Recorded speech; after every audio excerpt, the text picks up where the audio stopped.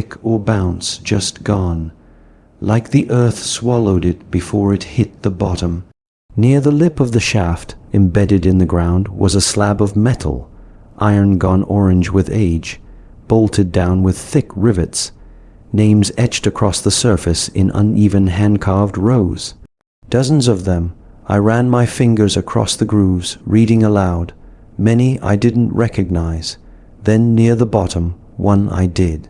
Walter Moorcraftoft, my father, the last name on the list. My breath caught in my throat. He never mentioned this place, never said a word, but somehow he was part of it. He knew. I left the clearing as fast as I could without running, like turning my back in the hole too quickly might give it permission to reach for me. The sun was starting to set by the time I got home. I opened the door to my trailer, and there he was sitting in my kitchen. No call or warning, just there. His eyes were sunken, shirt still half-buttoned, knees jittering. His voice came out flat and shaking. You shouldn't have gone there. I hadn't seen him in months. We weren't as strange exactly. We just moved around each other like planets on a different orbit. He's only ever showed up when something has gone wrong. And something had gone very, very wrong. He looked older than I remembered, drained. His shirt was unbuttoned and crooked, hands shaking, eyes bloodshot with tiredness, like he'd been waiting for something. Sit down, he said. I did because the tone wasn't optional.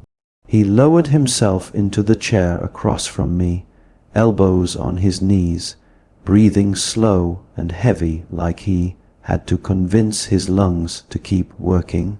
I know what you've been looking into, he said. The archives, the Lorisk, the vault. Hearing him say it out loud felt like ice water poured down my spine. Dad, what is it? What's in the vault? He looked away, jaw clenching. Then he said the words that would ruin everything I thought I knew about this place. The town isn't cursed. It made a deal. He rubbed his face with both hands. Back in 1890, he said the founders struck a pact with whatever lies under the ground. They call it the mouth, the deep, the listener. It doesn't matter what name you use, he swallowed hard. We promised it a life every 27 years. Just one chosen willingly through the vote, and in return it left the rest of us alone. Something horrible was happening to the settlers, something so horrendous it wasn't even recorded. The deal was the only way to survive. My stomach twisted. You're telling me this town has been sacrificing people? He didn't flinch willingly. Yes, always with consent, always someone who accepted it, a quiet death, a clean one, and the vault stayed sealed. I must have made a face because he added, You think they wanted to make a deal that they didn't try leaving? He shook his head slowly. People did leave. In the early years, whole families packed up wagons and tried to outrun it. Didn't matter. Wherever they went, something followed. Things would start to happen. The crops would rot. The ground would go dry. Children would get sick. And then he held up one trembling finger. One death, always one. Something final. Like the mouth needed to remind them, you can't cheat hunger. You can only feed it. He leaned back, jaw tight. That's why they settled it in 1890. Not to keep people in, but to keep something from following them out. I shot to my feet in shock. I know what it sounds like, he snapped. I know, but you weren't here for the years when the vote didn't happen, when people doubted, when they resisted. His eyes had gone distant. Those years were hell. I paced the room trying to process it all. So, what happened this time? I demanded. Why did the fireman die? Why are people disappearing? What changed? My dad leaned back and stared at the ceiling as if the answer was written there. This year, he said quietly, nobody could agree. I stopped moving. The council argued for months. Half the elders died off. The younger generation doesn't believe. They think it's all folk tales. He let out a bit of laugh. Turns out belief doesn't matter, responsibility does. Then softly, there was no vote, no selection, no name offered. I felt my mouth go dry. So the fireman was taken, Dad said, but it doesn't count. It wasn't a willing offering. He leaned forward, eyes burning. It has to be chosen, not just a death. The words sank into me like hooks because suddenly the pattern made sense. The random vanishings, the crash, the way the air felt charged and wrong. The pact had been broken. The vault was hungry and there was no offering to stop it. I sat back down slowly. He watched me, something unreadable in his gaze. "Okay," I whispered, "so what now? If the sacrifice wasn't made, what does the vault do?" For a long moment he didn't speak. Then he inhaled sharply like the next part heard to say, "Then it's up to the collector." I frowned. What does that mean? He didn't let me finish. He looked at me with an expression I'd never seen on his face before. Terror, grief, and something like an apology. "The collector isn't a person," he said. "It's a role passed down a bloodline. Every generation has one." His voice cracked. "And if the town won't choose the sacrifice, the collector must." A cold pressure settled behind my ribs.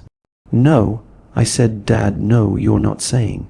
He closed his eyes, and then he said it, voice barely above a whisper.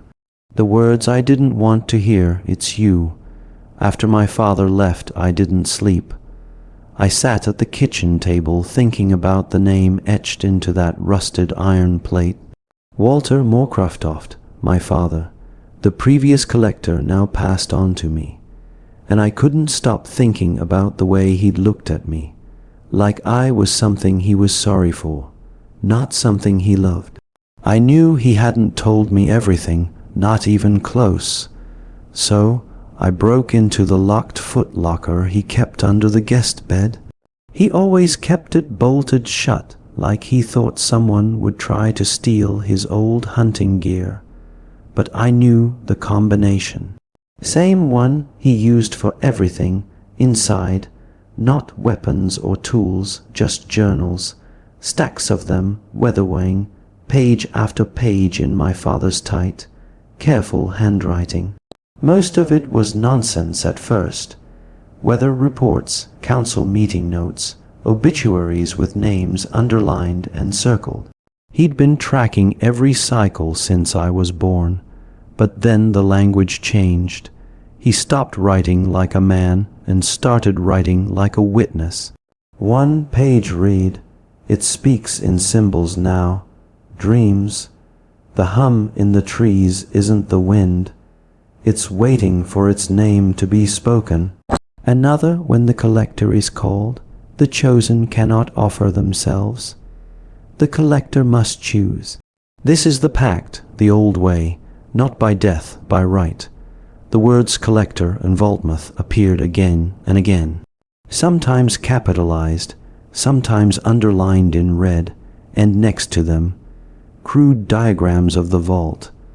The shaft, the spiral, the concentric rings of trees around it, marked with strange glyphs.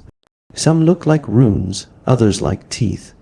One diagram showed a person standing at the edge of the vault with arrows pointing inward as if their presence activated something, opened something. Then came a section I hadn't expected, returning back to the style of a journal detailing day beats of a tense time in the town. It spoke of apocalyptic symptoms, the lake changing color, the sky casting strange hues, and the wildlife losing their minds. People disappeared and families were torn apart, all because Walter, my father, could not choose. It mimicked the current time, the council not choosing, and the decision falling to the collector. An impossible choice of life and death. One to die for many to live. That night, the vault came to me again in dreams. But this time, I wasn't inside it. I wasn't falling.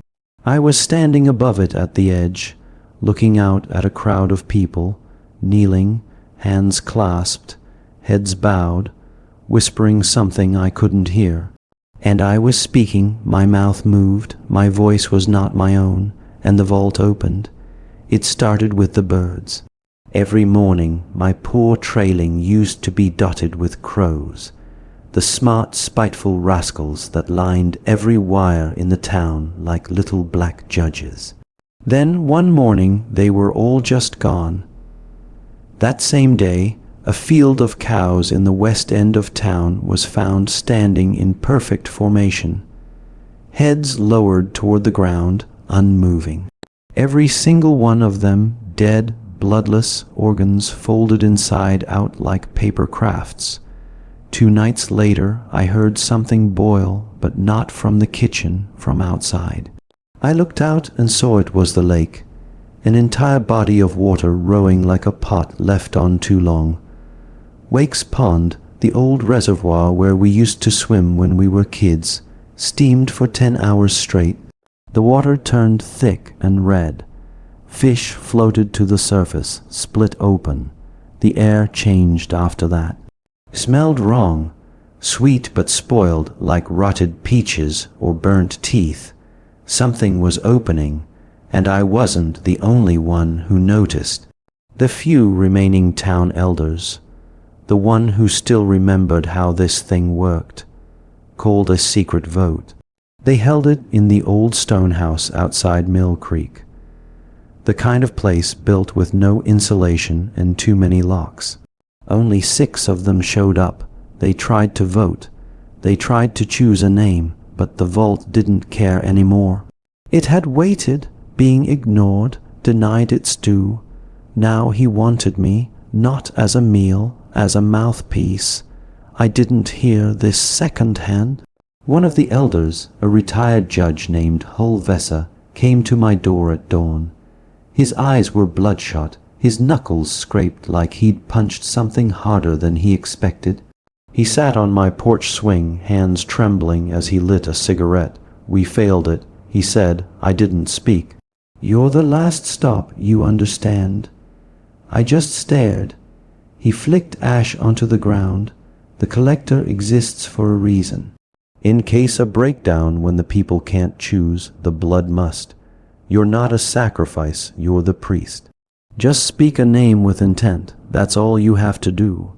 If you need suggestions, I told him to get off my property. Told him I wasn't killing anyone for a town too cowardly to face its own history. Your offering, that's different. I slammed the door, but the ground kept humming. That night it got worse. The sky turned the color of old bruises. The clouds spiraled low and fast, like water being sucked down a drain. My neighbor's trees bled sap that smelled like iron. Dogs stopped barking.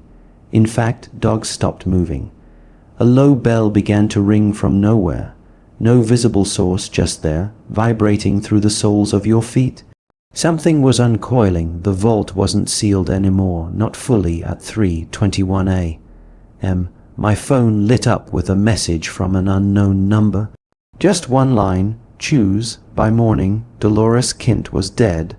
She'd been found in a bed, peaceful, no wounds, no trauma, but her face was smiling, hands folded like in a church pew. And between her palms, a yellowing card handwritten, addressed to me, name the chosen. I knew where they kept the records. It wasn't a secret. The room was beneath the old town hall, not in modern wing, but in the original limestone foundation where the smell of mildew soaked into your tongue, and the light bust like an insect was trapped behind your eyes. It was still unlocked. They hadn't even tried to hide it. Maybe they wanted me to find it. The selection ledger was a thick cloth-bound book that looked like it belonged in a courthouse or a church. Heavy, frayed, smelling of dust and smoke and human oil. Inside names, page after page, each handwritten in looping cursive, some dated over a century ago. I flipped forward to the most recent year, this year. The first few pages were normal, just names, birthdays, occupations, handwritten summaries of each candidate's